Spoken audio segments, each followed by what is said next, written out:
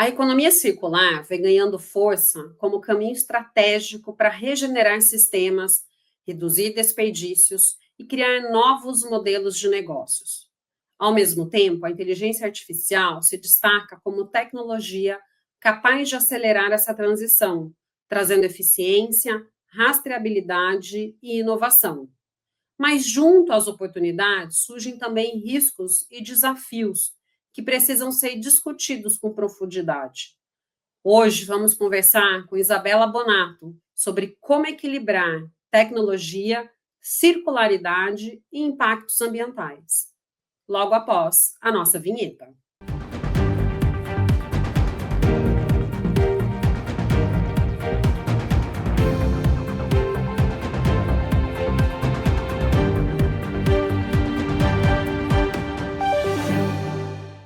No programa de hoje, vamos conversar sobre inteligência artificial e economia circular, em como aproveitar as oportunidades sem ignorar os riscos. Olá, Isabela, seja muito bem-vinda. Tudo bom com você? Olá, tudo bem? Muito obrigada por essa oportunidade. Tudo ótimo por aqui, por aí. Tudo bem também. Isabela, antes da gente começar, de fato, o nosso bate-papo, eu queria que você falasse um pouquinho sobre a sua formação e sobre sua atuação profissional.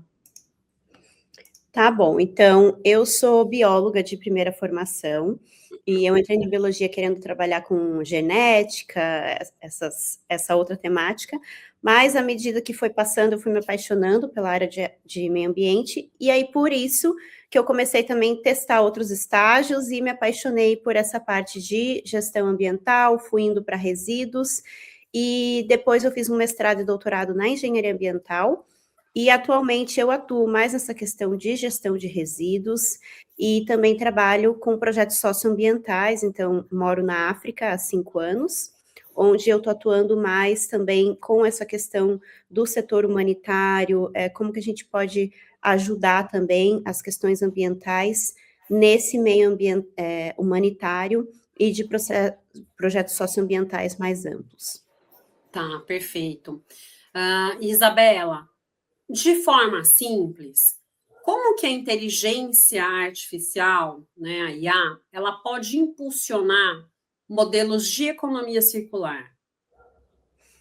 Então, eu acredito que, como a inteligência artificial ela está crescendo, é uma base de dados riquíssima, a gente não tem como negar isso. Então, eu acredito que é como se fosse milhares de cérebros humanos espalhados por todos os países do mundo, com informações de todos os materiais, de todos os estudos, de todas as tentativas que estão sendo feitas. Então, eu acredito que sabendo utilizar essa ferramenta, nós podemos predizer, nós podemos planejar alguns novos projetos que vão enfatizar aí o reuso de materiais, considerar todo o fluxo, todo o ciclo de vida de um material, e dessa maneira a gente pode encaixar num plano de economia circular. Então, enfatizando, né, o que está funcionando, o que não está, e tudo que a gente pode fazer para reutilizar esse material ao máximo e aí fechar, né, esse ciclo circular. Perfeito. E é super importante, né? Essa questão aí da reutilização dos materiais é até uma das premissas da Política Nacional de Resíduos Sólidos, onde você, né, num primeiro momento, você tenta reutilizar, reaproveitar, reciclar, para você colocar novamente dentro da cadeia produtiva, né? E só em último caso você de fato faria o descarte. Uhum. E estudos recentes, eles mostram que a IA, ela pode atuar como um arquiteto circular, que acho que é bem isso que você estava comentando, né? Que mudanças isso vai trazer para cadeias produtivas? Porque, apesar de ser um conceito, acho que, de fato, isso precisa ser incorporado, né, dentro da indústria, acho que até dentro do nosso dia a dia. Tem muita gente ainda que nem reciclagem faz. Então, como que a IA ela pode modificar essa cadeia produtiva? Então, esse termo arquiteto, né, circular é bem interessante e eu acho que é isso mesmo. Embora a inteligência artificial ela obviamente tem muitos recursos, ela também precisa de uma inteligência por detrás da tela, né? Então, existe sim a exigência de uma pessoa capaz de verificar se a inteligência artificial está gerando dados que são realmente compatíveis à realidade de um determinado projeto. E hoje a gente sabe também que existe uma certa invenção, algumas vezes, da inteligência artificial, então tem que tomar cuidado com isso. Mas, de maneira geral, se existe uma equipe que conheça também, né, do tema, eu acredito que ela pode mudar a cadeia produtiva, auxiliando o planejamento de sistemas regenerativos desde o início.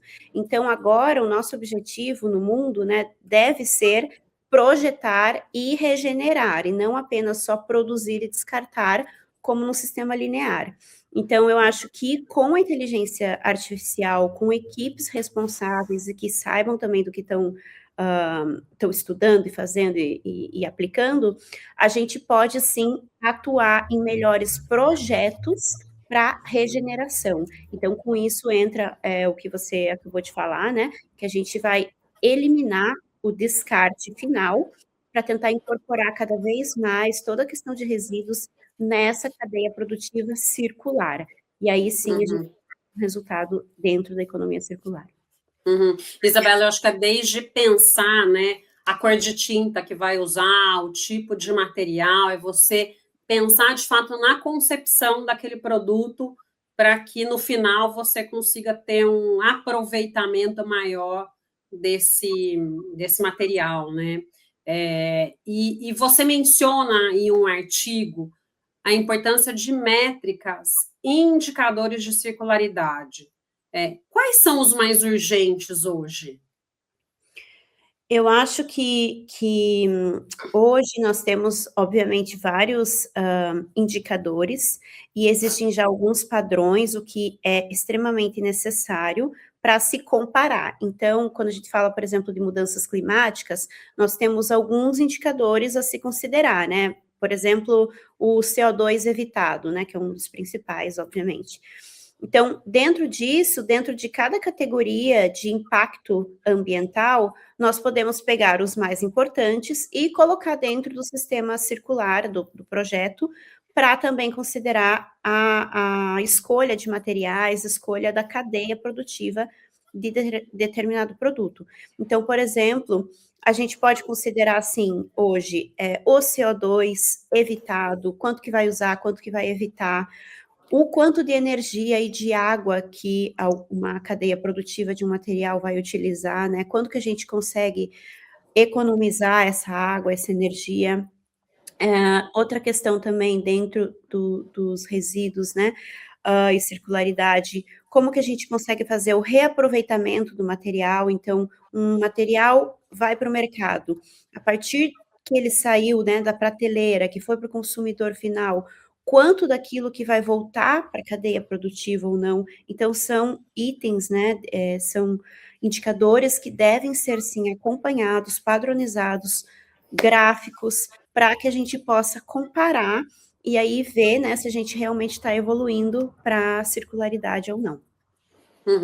Perfeito. E no campo prático, como que essa inteligência artificial ela pode ajudar empresas a entender melhor o ciclo de vida dos seus produtos? Então, como eu disse, como ela tem a capacidade de armazenar uma quantidade enorme de dados, o que os novos gestores podem utilizar podem se utilizar dessa vantagem, porque é isso, né? Ele pode, com essa quantidade de dados, a gente pode criar milhares de modelos preditivos. Então, eu acho que essa é a grande riqueza da inteligência artificial. Nós podemos comparar diversos modelos, inclusive coisas que já estão no mercado, coisas que deram certo, coisas que não deram, comparar realidades geográficas, que é muito importante. Então, com esses modelos, os produtores eles podem acessar quando que um produto vai falhar, quanto tempo que ele ainda vai durar, o que o produtor tem que pensar para fazer a manutenção preditiva também desse determinado produto, né? Quando a gente considera, por exemplo, eletrônicos, ou simplesmente em questão de materiais, né? Uma embalagem, como que ela pode retornar, quando que ela vai retornar, em que momento, quanto por cento que a gente vai conseguir recuperar dessa embalagem. Então, eu acho que a riqueza é essa questão mesmo de analisar dados ao mesmo tempo, vários estudos, várias realidades e gerar modelos preditivos e aí sim fazer escolhas mais acertadas. Perfeito. E tem um estudo, né, que é o estudo da Ellen MacArthur Foundation, ele destaca 3 frentes de aceleração, que é design, modelos de negócio e a infraestrutura.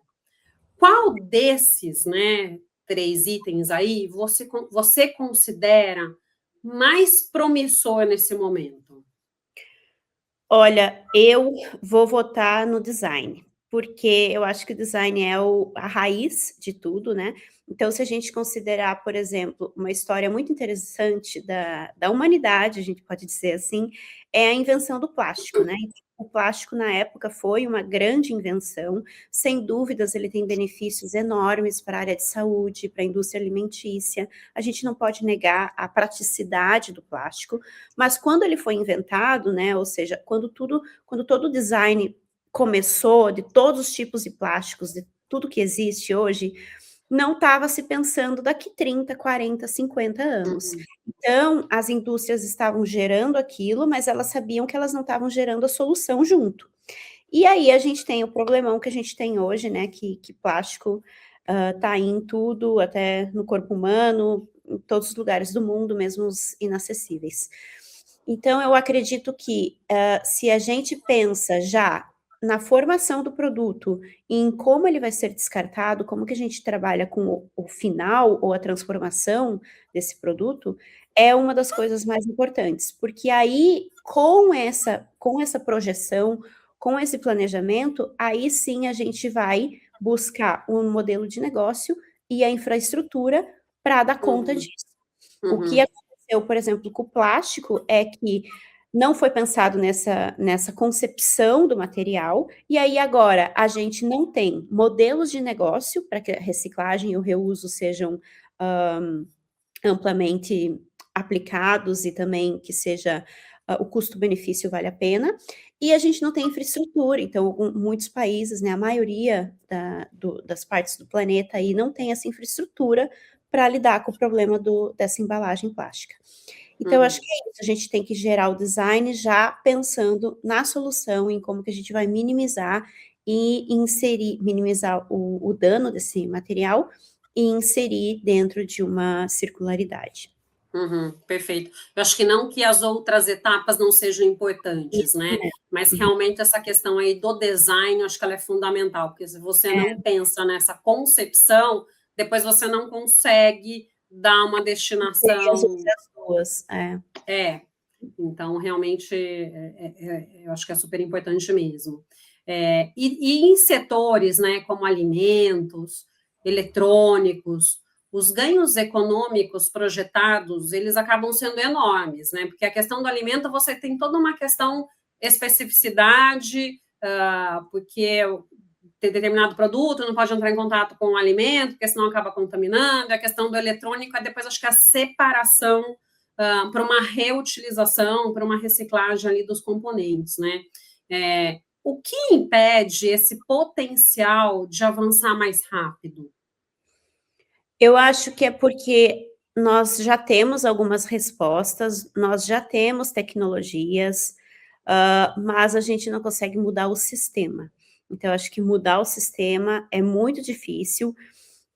Os consumidores também não foram ensinados desde dos primórdios, né, que a gente precisaria pensar nessa circularidade, e agora implementar esse sistema novo, né, considerar todas essas outras, questões, fica difícil. A gente ainda tem barreiras regulatórias, culturais, né, que envolve toda a sociedade, as diferenças culturais, geográficas do planeta Terra, e também de investimento. Então, algumas áreas vão conseguir investir, outras não. Algumas cidades, né, por exemplo, eu estou em Curitiba hoje. Curitiba ela já tem uma cultura, né, da circularidade ali, da reciclagem, de reutilizar, de não jogar jamais lixo na rua. Então eu estava andando aqui, eu até falei, nossa, que cidade limpa.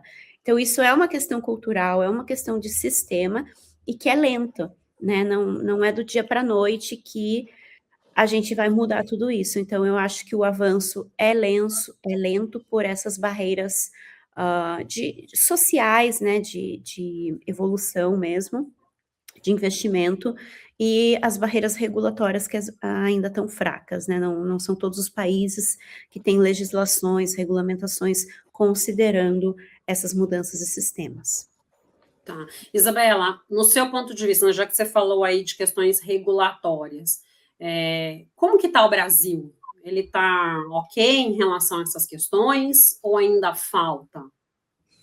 O Brasil, ele tem legislações excelentes, né? Então, quando a gente compara com outros países, ele realmente está liderando ali nos países que melhor estão escrevendo regulamentações, etc.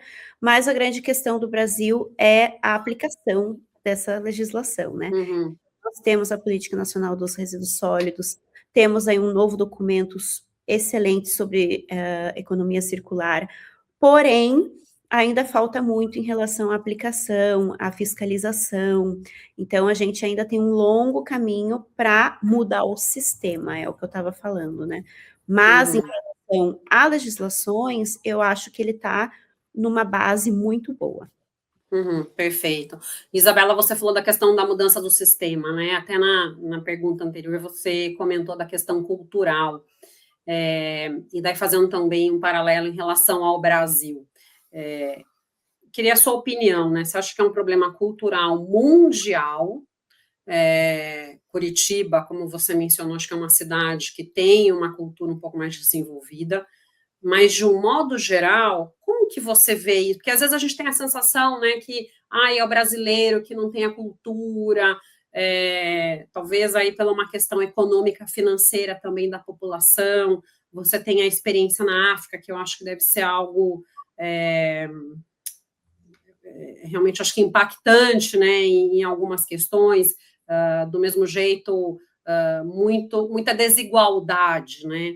Então, eu queria que você falasse um pouquinho mais sobre isso, porque eu concordo com você, eu acho que vem da falta de uma cultura da população e da falta de uma cultura da própria população exigir isso, né? Porque, no fundo, as indústrias também acabam se acomodando. É custoso para a indústria modificar esse seu processo produtivo. Então, a partir do momento que a população também não pratica e não cobra, fica cômodo para a indústria fazer essas modificações, né? Então, se você puder aí, colaborar com o seu ponto de vista, eu acho que seria bacana. Olha, como eu moro fora há muito tempo, né? Então, quando eu venho para o Brasil, eu sempre me surpreendo de uma maneira muito positiva. Eu acho sim que o pessoal aqui tem uma síndrome de vira-lata mesmo, porque a gente comparando até com países muito desenvolvidos, assim, muito mais desenvolvidos, né? Singapura, outros países assim que já estão com outro pensamento, né, em relação a várias coisas de tecnologia, algumas cidades do Brasil, elas já estão muito próximo, né, do que se chama de evolução ambiental e pensar nesses aspectos ambientais.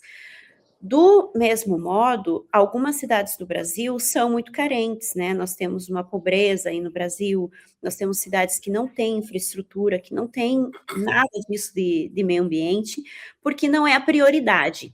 Então, também o Brasil tem algumas coisas semelhantes com a África, então, alguns países africanos, a pobreza é tão grande, a carência é tão grande, que é aquela coisa, por que eu vou me preocupar com economia circular se eu estou aqui com 5 filhos morrendo de fome? E aí, para essa pessoa, ela não está pensando em jogar a garrafa no lugar certo, ou em não jogar no rio, entende? Então, eu acho que também falta um pouco de sensibilidade dos governos, dos governantes, para ver essas diferenças que existem, né, no mundo. Então, por exemplo, claro, num cenário como a África, como países, regiões bem carentes ali, né, de alguns países, eu diria da maioria dos países africanos, eles não têm essa preocupação com o meio ambiente ainda, porque realmente não é prioridade. Eles estão, né, matando uma pandemia atrás da outra, estão com índices de fome extremos. Então, como é que eu vou chegar lá e exigir que eles tenham uma cultura para não jogar o lixo no lugar errado? Né? Então, isso vai ser ignorante até de minha parte. E eu acho que é interessante a gente pensar nessas diferenças mesmo geográficas, porque sempre vão ter essas diferenças, né? Seja no Brasil, então, tudo isso estou falando para dizer o quê? Temos essas diferenças no Brasil, né? Das regiões mais desenvolvidas com as mais carentes, e temos no mundo inteiro, né? Isso considerando Europa, ainda tem lixão na Europa, né? Não é que a Europa, ai, não temos lixão. Ainda temos falta de gestão no Japão, em Singapura, na China. Todo mundo está correndo atrás do que fazer com esse problema. E eu acho que a inteligência artificial também é legal, porque ela consegue juntar todos esses dados. A internet começou com isso, né? A globalização começou com isso, a gente tendo acesso a tudo que está acontecendo no mundo em tempo real, mas isso está ficando cada vez mais acelerado. E a gente precisa, sim, considerar que, então, os mais desenvolvidos, que são os mais poluentes, né? Eles têm que, sim, estar na linha de frente para tentar consertar o que eles estão fazendo.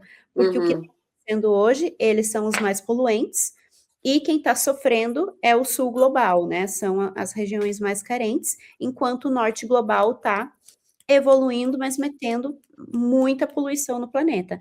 Então, eu acho que a gente precisa, sim, do apoio desses países desenvolvidos para que eles estejam na linha de frente de evoluir com tecnologias, novos designs, novos materiais, para que os países do sul global não sejam os mais prejudicados, porque eles realmente não vão ter a mesma condição de correr atrás de tecnologia e infraestrutura para remediar o dano do planeta, e não foi nem eles que criaram.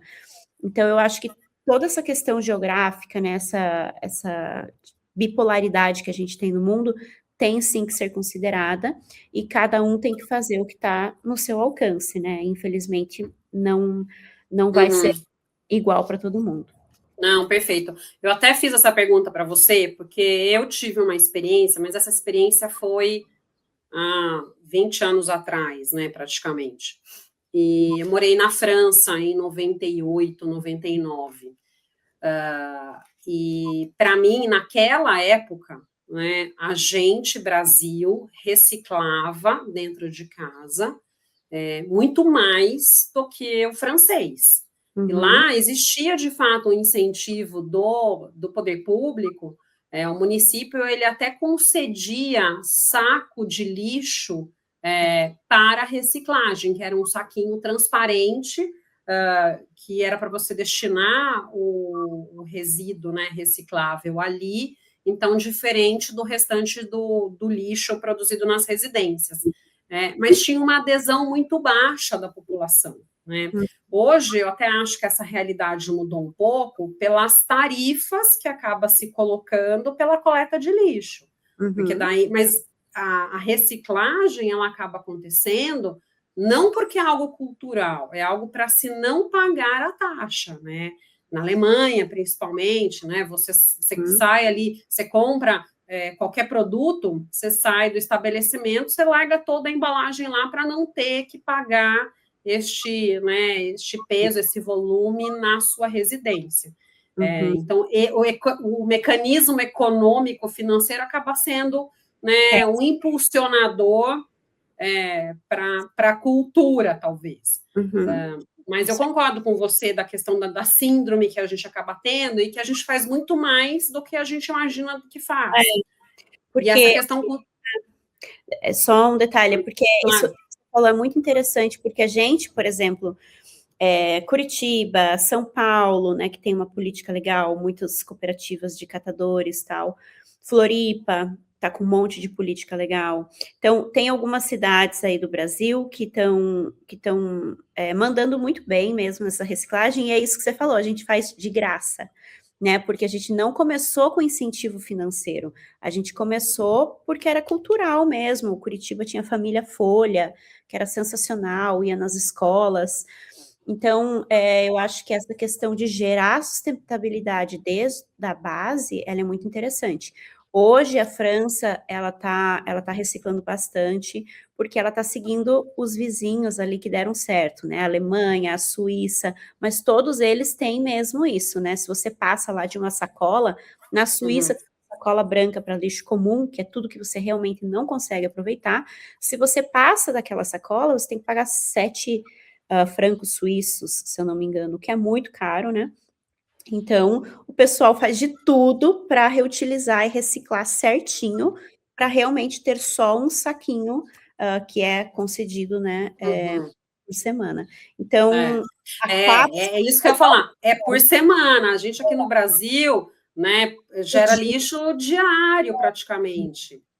E é igual radar, né? As pessoas não é que elas param de correr porque elas, eu vou me comportar aqui no trânsito, né? Mais seguro, vou fazer certinho. Não, é porque tem um radar que vai chegar uma multa de R$ 500 na sua casa. Uhum. Então é Sim. uma coisa assim, né? Que se você não mexe, tem duas coisas que você pode mexer com o cidadão para ele melhorar.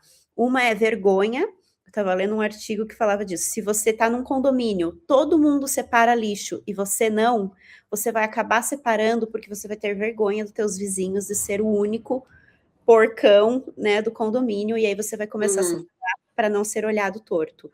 Ou Sim. dinheiro. Se você tem uma taxa, uma multa que vai fazer você se comportar de uma maneira diferente, aí você vai mudar teus hábitos também. Então, Uhum. infelizmente, o ser humano trabalha assim, né? Mas a gente tem que lidar, lidar com isso. Uhum, perfeito.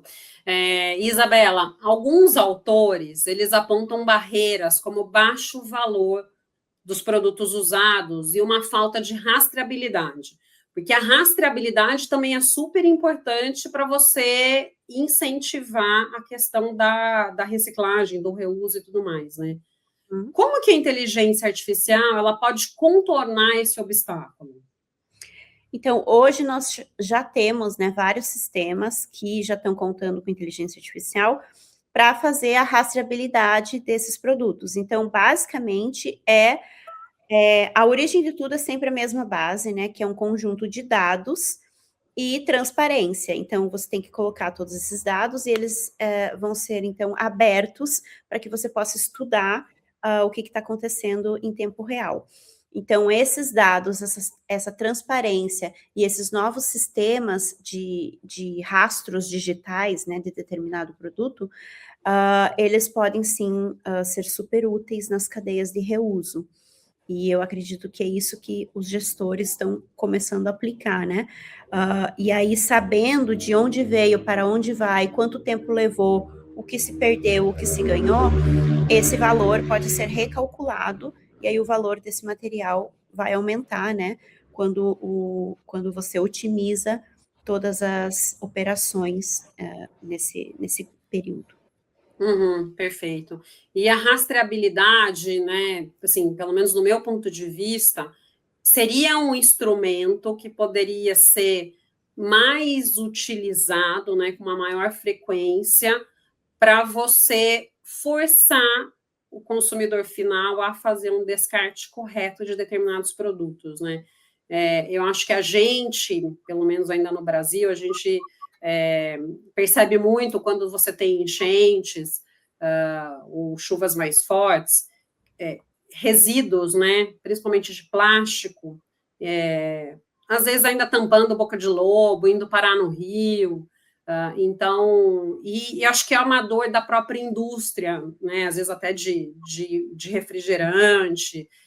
Que eu faço com a minha garrafa PET que eu mando para o consumidor final, né? Como que ele descarta isso de maneira correta? Eu sei que seria um sistema complexo, talvez, ou não, mas atrelar, de repente, ao CPF de quem está comprando, né? Que não seja ali para a nota fiscal paulista, mas que seja para a rastreabilidade daquele produto final, para que ele seja descartado de maneira correta. E uma vez ele não sendo, essa pessoa, de repente, né, recebe ali uma advertência, um aviso, precisa se justificar, fazer isso por um tempo, até que depois, né, de 1, 2 anos, alguma coisa assim, talvez a gente comece a ter multas, não sei, eu acho que é algo para se pensar, para a gente aumentar, de fato, essa questão aí da proteção ambiental via rastreabilidade de produtos, né? Essa é uma discussão bem interessante, bem ativa no meio da economia circular, porque, claro que a gente precisa de responsabilidade compartilhada, né? Então, são todos os setores. A indústria produtora, a marca que está gerando esse produto, o consumidor, e aí quem faz parte do destino final. E aí existe uma discussão muito acalorada no meio da circularidade, que o consumidor ele tem que ser responsabilizado tão quanto ou até mais do que a indústria que criou o produto. E existem algumas linhas que dizem que não, né? Que não é nossa culpa, a gente só vai no mercado e compra o produto que está pronto para a gente. E tem algumas linhas que falam que sim, a gente tem que participar do sistema ativamente e também ser responsabilizado por isso. Eu não tenho a resposta pronta disso, mas eu tenho em mim que sim precisa de rastreabilidade. E a rastreabilidade é da origem do produto, né? De quem está criando o produto, não do consumidor. Mas, por exemplo, se a indústria gera um QR Code, por exemplo, né? Que faz quando passa na máquina da indústria, dá ali o check que saiu dali. Vai para o mercado, quando dá no caixa do mercado, sai o check. Quando está no consumidor, o consumidor mostra que deu o check, destinou final. Destinação final, o reciclador, o reuso, não sei quem vai receber, também dá outro check. E aí, assim, você vai rastrear o seu produto. Isso precisa do quê? Isso é um exemplo, né? Isso precisa do quê? De uma embalagem que tenha o QR Code. Então, tanto a geração do layout, de todo o design da embalagem. Então, isso tem atrelado à produção do produto, né? E se a gente for considerar, acho que a gente vai falar um pouquinho disso mais para frente, mas é a extensão da responsabilidade do produtor, né? A logística reversa, tudo isso tem a ver com a fase de design, com a fase inicial de concepção do produto. Então, claro, o consumidor tem que participar, mas ele tem que ter ferramentas para participar. Sim. E essa ferramenta tem que estar na origem. Sim, sim, perfeito, perfeita a sua colocação, Isabela. E você, né, que falou que vive ali no Quênia e trabalha com projetos internacionais, em países em desenvolvimento, quais desafios aparecem quando a gente fala de inteligência artificial aplicada à circularidade? Então, eu acho isso até do que a gente estava falando, né? É até o que eu estava conversando. Claro, o sistema de dados você vai ter em qualquer lugar do mundo agora, você só precisa do computador e acessar, né, as redes, mas nós não temos, às vezes, o desenvolvimento e o investimento para colocar em prática o que está acontecendo ali. E, claro, outra coisa a se considerar são os data centers, né? Então, nós temos, em alguns locais do mundo, nós temos esse armazenamento de dados, né? Então, são locais que geram muita energia, utilizam água, toda uma questão energética, que não são todos os países que têm a própria base de dados e que é interconectado, né, mundialmente. Mas, tirando essa questão, eu acho que para aplicação da economia circular e do que um modelo, por exemplo, a inteligência artificial gerou um modelo, né, um modelo preditivo super bom para determinado produto. Mas aí, como a gente vai aplicar esse modelo, realmente alguns países não têm investimento e condições para aplicar isso. Então, setores como agricultura, resíduos, energia, cada um tem uma demanda E tem alguns países que não vão suportar essa demanda, que realmente não tem como fazer isso sem um financiamento externo. Então, por isso que existe a questão de projetos internacionais também. Com esses projetos internacionais, um país desenvolvido é capaz de mandar um financiamento e, né, acompanhar um projeto que vai ser mais caro em um país subdesenvolvido ou em desenvolvimento. Então, nós temos as soluções, mas às vezes a gente, né, precisa de investimento externo para alguns países, com certeza. Uhum. Não, perfeito. E sobre essa questão, né, da inteligência artificial, eu acho que tem uma questão importante também, que é a questão da pegada que isso acaba gerando. Sobre os riscos, né, como lidar com essa pegada gerada pela inteligência artificial, especialmente a questão do consumo de energia e água nesses data centers, porque eu acho que é um outro problema. A gente talvez facilita numa vertente, mas você gera né, uma outra questão importante também a ser avaliada nesse ciclo como um todo. Uhum. Essa é também outra questão muito polêmica, e até mesmo o Google está lançando alguns relatórios que eles mesmos divulgam, né, quanto de energia aumentou nos últimos 3, 4 anos, por conta da inteligência artificial. Então, se eu não me engano, eles geraram um relatório agora, esse ano, mês passado, e eles apontaram 51% a mais energia por conta da inteligência artificial desde 2019. Mas, ao mesmo tempo, eles estão correndo atrás do prejuízo, então também tem outros estudos que estão apontando que um prompt hoje, ele gera 33 vezes menos emissões do que gerava há um ano atrás. Então, isso também é muito importante de considerar. E a gente não tem como fugir, porque, por exemplo, hoje, se a gente acessa a plataforma do Google e a gente faz uma pergunta básica, por que o céu é azul? Ele já vai te lançar, né, na primeira busca, já é uma resposta de algum servidor de inteligência artificial, que vai ser o do Google, no caso, né? Então, mesmo que você fale, eu não quero usar inteligência artificial, mas ninguém vai deixar de usar o Google, um buscador básico. E aí, esses buscadores já estão utilizando inteligência artificial, né? Mesmo que a gente não queira.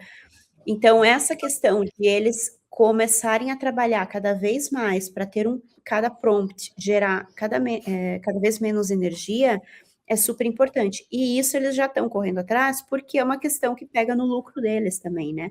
Então, pegou do capitalismo, pegou na raiz deles, eles também vão ter que dar conta do recado. E acredito que eles,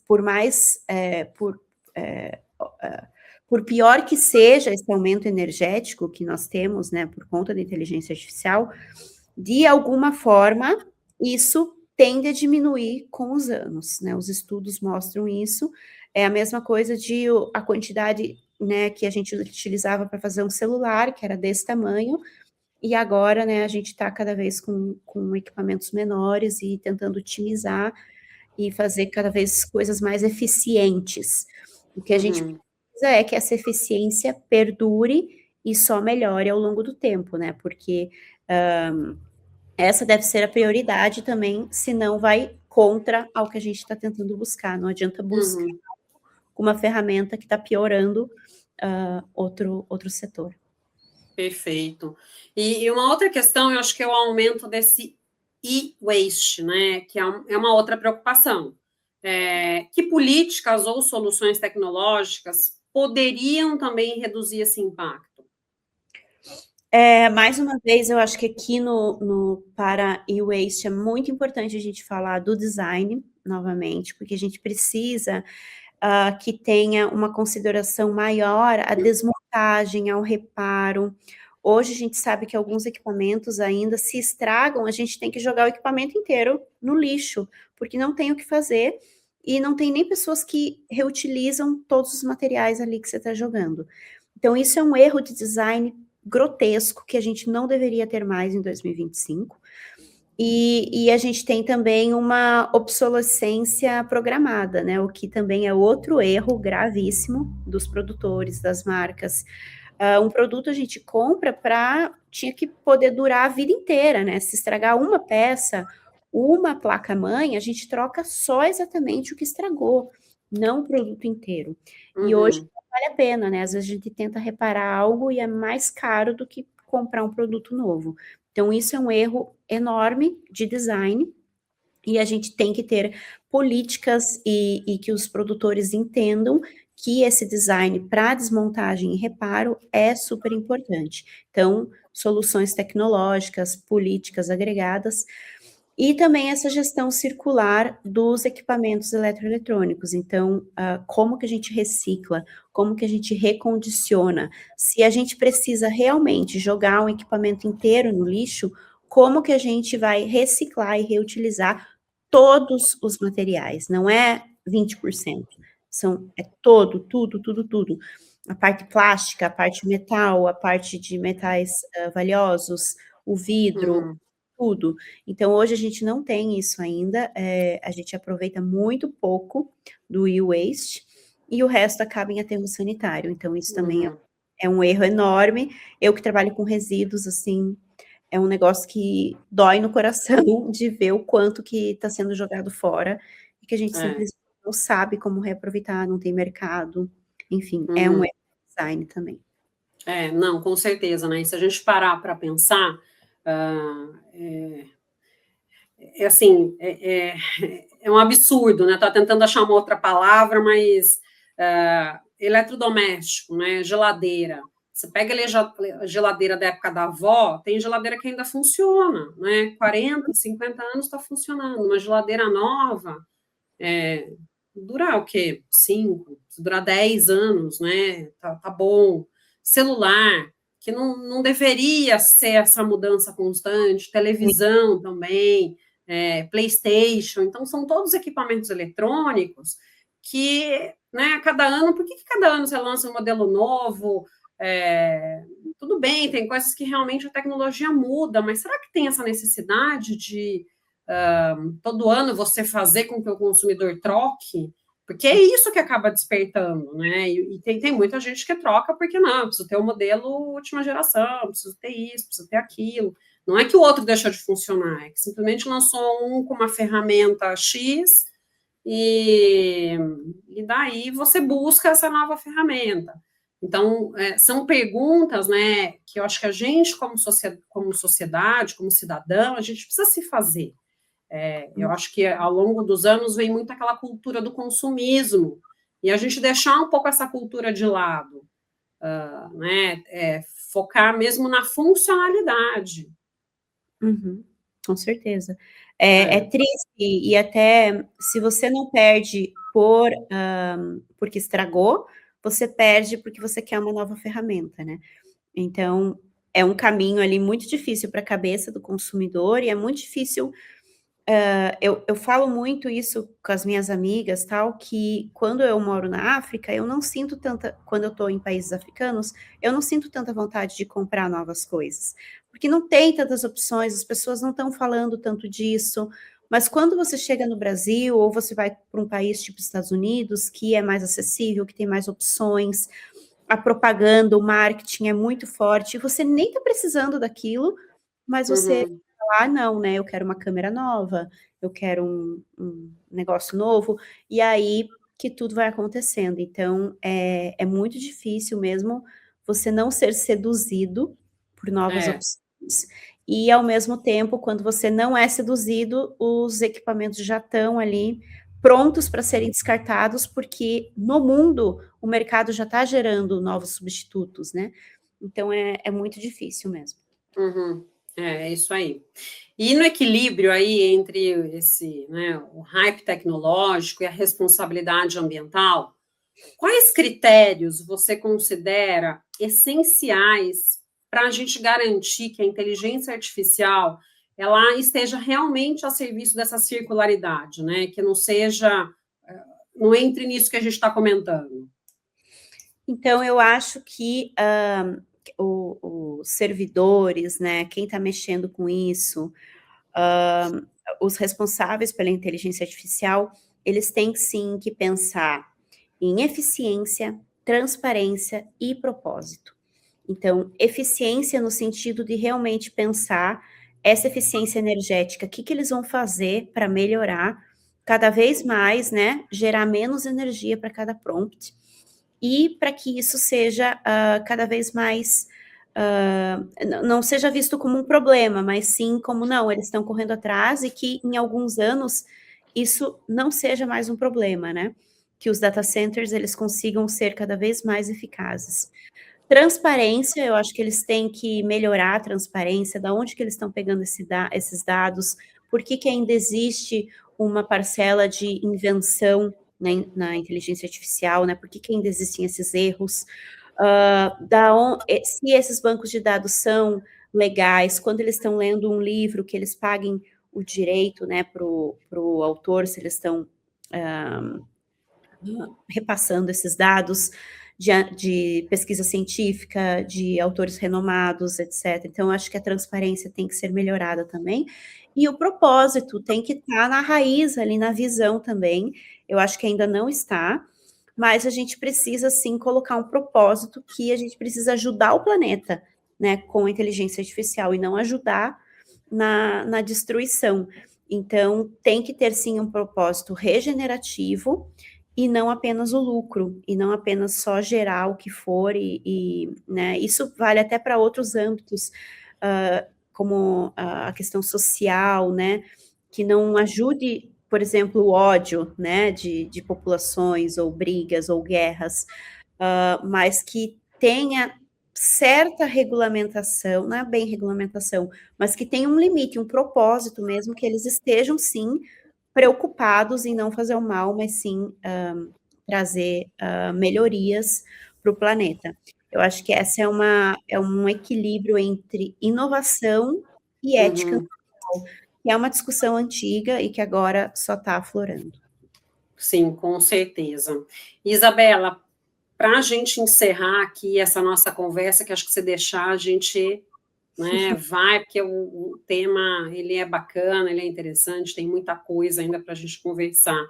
Que mensagem você deixa aqui para a nossa audiência? Eu acho que a inteligência artificial, eu escrevi isso no artigo também, ela só vai ser inteligente se ela for circular. Então, isso vale para todos os setores atuais do mundo. Então, né, se a gente considera medicina, meio ambiente, qualquer coisa, a gente tem que agora considerar a circularidade. Não tem como fugir. O planeta está dando sinais muito claros de que a gente está chegando em limites, e a população vai ter que ver isso de alguma maneira ou de outra. Às vezes, uma pessoa não acredita numa coisa ambiental, né, não quer acreditar naquilo, tudo bem, mas outra coisa vai pegar nela. Então, eu vejo isso até nos países, nas culturas. Às vezes você não quer acreditar ou não quer focar em uma coisa, em algum aspecto, mas outro aspecto do planeta vai chegar em você, e você vai ter que repensar alguma coisa da sua vida. Então, eu acho que as inteligências, elas têm que ser sustentáveis, né, elas não podem deixar de considerar mais sustentabilidade, circularidade, porque, de fato, a gente não tem mais espaço. A sustentabilidade, ela está ganhando, sim, espaço, justamente porque também tem a ver com lucro, né, as empresas estão vendo que elas vão ter que pensar nisso, também considerando o capitalismo, e é isso. Eu acho que as inteligências, elas vão ter que considerar a sustentabilidade, sim, e circularidade, não tem mais como fugir, senão, de fato, não vai ser inteligente. Perfeito. Isabela, muito obrigada, acho que foi uma conversa extremamente rica e necessária, né? Eu agradeço a sua participação no programa de hoje e já deixo convite para que você volte mais vezes. Muito obrigada, Renata, foi um prazer, para mim é sempre um prazer falar sobre essa temática, eu sou muito apaixonada e acredito que todo mundo, de uma maneira ou de outra, vai se apaixonar por isso também, e gostar disso, e querer contribuir com o planeta de alguma maneira pequenininha que seja, já vai significar muito. Perfeito. Bom, gente, no programa de hoje eu conversei com Isabela Bonato sobre os desafios e oportunidades da inteligência artificial na economia circular. Muito obrigada a você que nos acompanhou até aqui. Deixe seu like, se inscreva no nosso canal, ative o sininho e compartilhe esse conteúdo. Nos vemos na próxima semana.